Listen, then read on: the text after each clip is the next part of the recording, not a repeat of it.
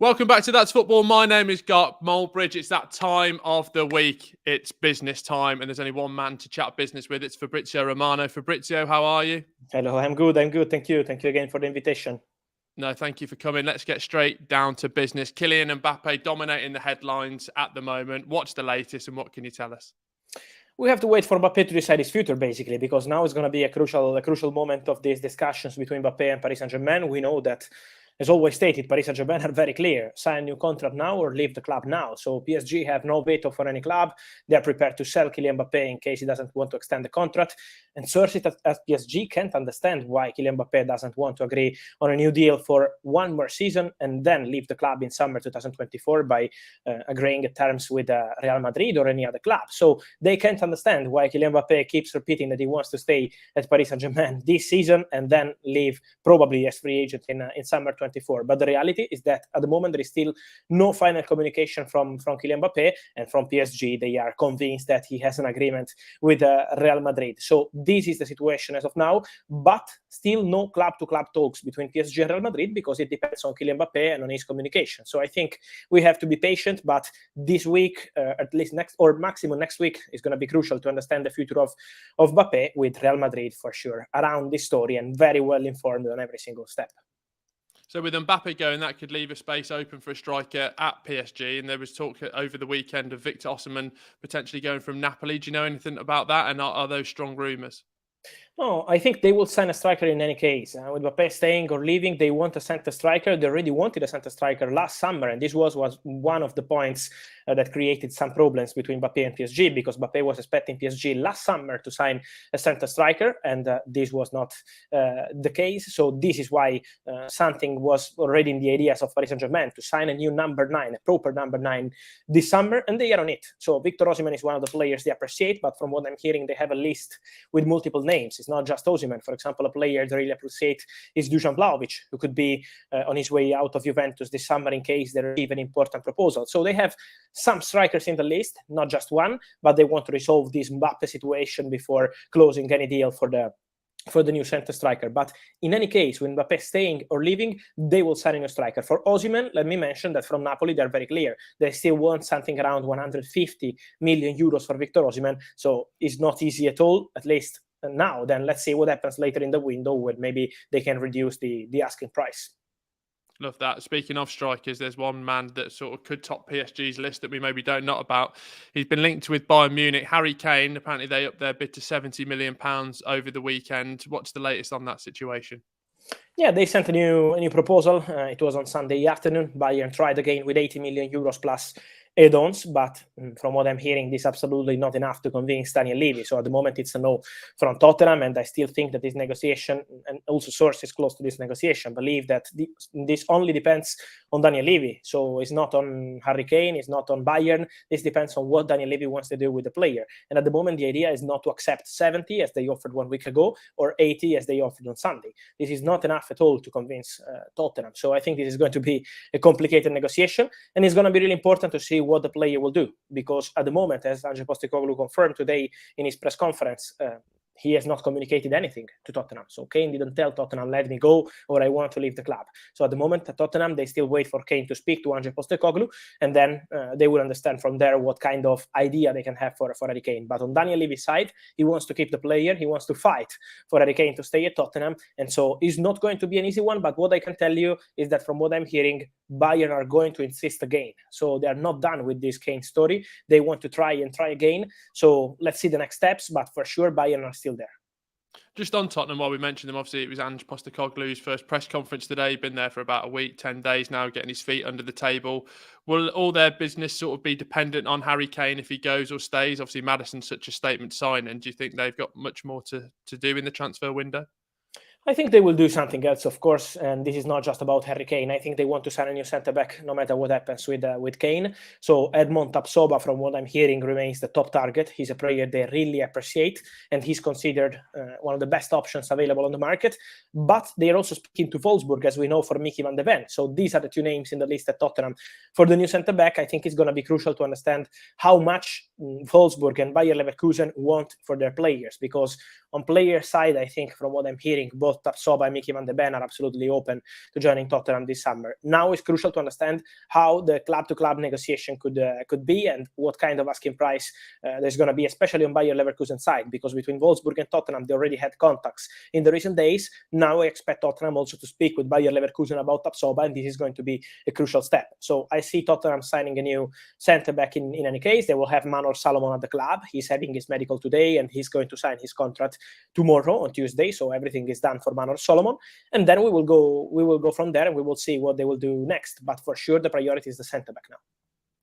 Paulo Dybala says he's happy in Roma. Chelsea been linked with him. We've sort of so many. I mean, Chelsea fans must be crying out for a striker there. He sort of doesn't fit that out-and-out number 9. Is there any sort of strength to those rumours? Yeah, honestly, at the moment, I'm not aware of anything concrete between Paulo Dybala and Chelsea. I also saw many links, but at the moment, I keep saying that the focus of Chelsea is a new midfielder and the player is Moises Caicedo. So what they want to do is to sign Moises Caicedo as soon as possible. And this is the idea of the club with Dybala. He's a player who's always been appreciated by Mauricio Pochettino. When Pochettino was Tottenham manager, he mentioned his name multiple times, but at that time, Dybala didn't want to leave Juventus. Then now he's at Roma. He has already disclosed 12 million euros, but at the moment, it's not something advanced. So let's see what Chelsea will decide to do in that position. I think they will try to add something in that position. So a new player who can help in terms of creativity and that kind of skills. But now the focus is Moises Caicedo. So they want to go for Caicedo and then to focus on some quality player in that position. But at the moment for Dybala, let me mention also Roma position. I think we have to respect Roma when it's about Dybala, because it's true that there is a release clause, but Jose Mourinho is desperate to keep Dybala at the club. He knows how crucial is Paulo Dybala for Roma. So I think this is not going to be an easy one for any club despite the release clause. Just on Moises Caicedo, we've been doing 3 shows over 6 weeks. He's sort of been in the headline for each one. How close are we? Are we getting close to that? Here we go. It's a negotiation. And we can't control that. So I'm sorry with Chelsea fans, because they always send us messages asking what's the news, what's the update. Then, guys, the only thing I can tell you is that they're negotiating. Chelsea and Brighton are speaking. I was checking also in the morning, and what I'm told is that Chelsea and Brighton are in contact, will be in contact again this week to discuss about Moises Caicedo. So the negotiation is on. Then, as I explained, this is different kind of negotiation. There is not like a daily official bid with official answer. They are in direct contact. And so this is why probably in the media, this is different kind of communication around this deal. Seems really quiet, but it's not quiet at all. They are negotiating, they are discussing, and so this week there will be new conversations for Caicedo for sure. Then it really depends on Brighton, I think, because obviously the player wants to go. Chelsea are ready to welcome Caicedo as soon as possible, but they're waiting for Brighton to give the green light at the right conditions. I thought Chelsea and Brighton have a direct line, the amount of business that they've done together. Just sticking with Chelsea, Dusan Vlahovic sort of been linked with maybe a sort of swap deal or a deal where Romelu Lukaku might be included. Looking around at their number 9, is there any strength to those rumours? Honestly, I was checking yesterday when I saw these stories in Italy, and what I'm told is that Chelsea always appreciated Dusan Vlahovic. Already in January, they were really interested in the player in terms of appreciating him, his skills, believing that Vlahovic is underperforming at Juventus, but has a huge potential for the future. So there is people into the club really appreciating Vlahovic, yes, but at the moment there is no negotiation at all between Vlahovic and Chelsea, between his agents and Chelsea, between Chelsea and Juventus. So at the moment, nothing is going on between Chelsea and Dusan Vlahovic. There is an appreciation, but nothing else. And I'm sure that Chelsea, before signing a new striker, if they will sign a new striker, because it's not guaranteed at all at the moment, but in case they want to sign a new striker, I think they will take some time. Mauricio Pochettino wants to see Armando Broja in the training sessions. He wants to see what kind of impact Nico Jackson is going to have with the squad in the coming weeks. So I think before going there and putting 60, 70, 80 millions on a new striker, they want to make sure that they really need that and what kind of skills they need. So at the moment, it's not something advanced. And for Vlahovic, there is no concrete negotiation. Love that. A bit of a different one. One man that was spotted in Saudi Arabia at the weekend was Paul Pogba. Obviously came out on Instagram sort of denying those rumours. But can we read between the lines? Is there anything in there?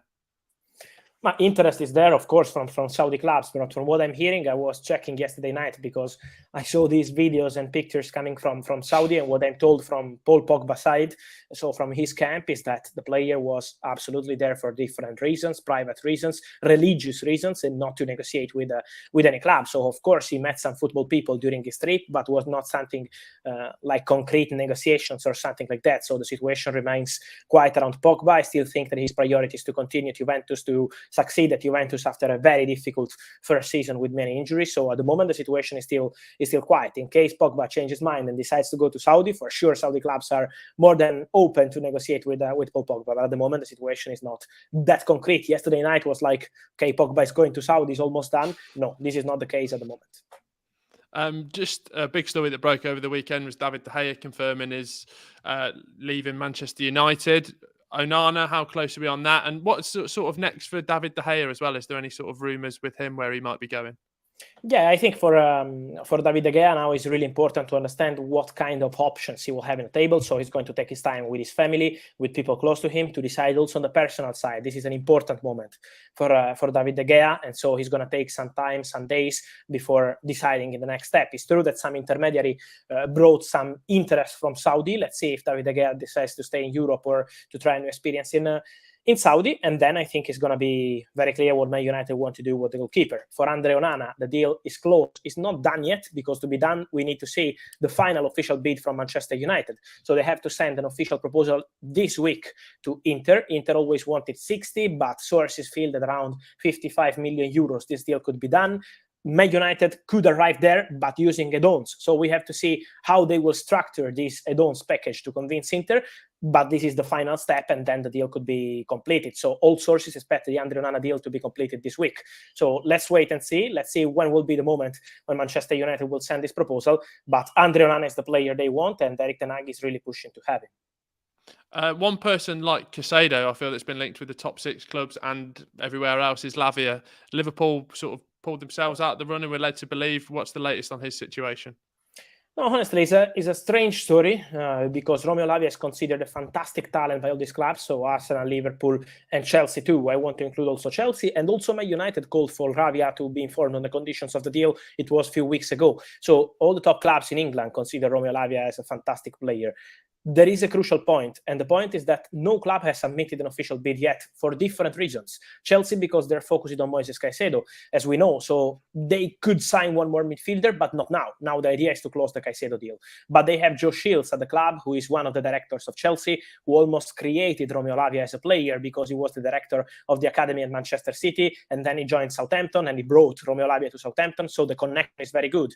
Then there is Liverpool. Liverpool want to sign one more midfielder, and Romeo Labia is one of the names they have in the list. So for sure Liverpool are there, but before sending an official bid, they want to understand the final asking price from Southampton, because sources suggest around £50 million, but Liverpool hope to spend less on that player. So Romeo Labia remains in the list, but it's not something official or concrete yet. And for Arsenal, there is strong interest. They really like Romeo Labia, but the point is, it depends on Thomas Partey. So Arsenal will sign one more midfielder after Declan Rice, only in case they sell Thomas Partey. There is interest from Saudi, but the player priority is still Europe, and so this is why still a slow negotiation for Thomas. To see where Romeo Labia will go, I think it will take some more time, maybe 1-2 weeks to have more clarity. Just a few more from me just before we go. Looking at Harvey Barnes, so strongly linked with Newcastle, sort of big talks about it at the start of, I think it was last week, gone a little bit quiet. Is that still rumbling on in the background?